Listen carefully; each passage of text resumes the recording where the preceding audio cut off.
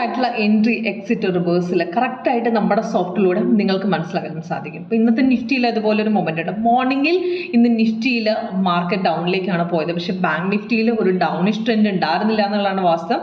ഒരു by trade ആണെങ്കിൽ നല്ലൊരു ഹൈക്ക് പോയില്ല. ബാങ്ക് നിഫ്റ്റിയിൽ വലിയൊരു ട്രേഡ് ഇന്ന് കിട്ടിയിരുന്നില്ല. പക്ഷേ നിഫ്റ്റിയിൽ രാവിലെ സപ്പോർട്ട് അടിച്ച മാർക്കറ്റ് 2 പ്രാവശ്യം ബ്രേക്ക് ചെയ്ത് ഇറങ്ങുകയും ചെയ്തു. അതേപോലെ 2 മണിക്ക് ശേഷം നല്ലൊരു ഹൈക്ക് ബൈക്കും പോയിട്ടുണ്ട്. അപ്പോൾ കറക്റ്റ് എവിടെ നിന്ന് എൻട്രി എടുക്കാൻ സോഫ്റ്റ്വെയർ പറഞ്ഞിട്ടുണ്ട്. നിഫ്റ്റിയുടെ മൊമെന്റ് നോക്കിയാണ് കഴിഞ്ഞ ദിവസം ക്ലോസിംഗിൽ വന്ന സെല്ലിന്റെ കണ്ടിന്യൂവേഷൻ ആയിട്ട് മോർണിംഗിൽ സപ്പോർട്ട് അടിച്ച് താട്ടിറങ്ങി പുൾ ബാക്ക് കഴിഞ്ഞ ശേഷം പിന്നെ ഇറങ്ങി.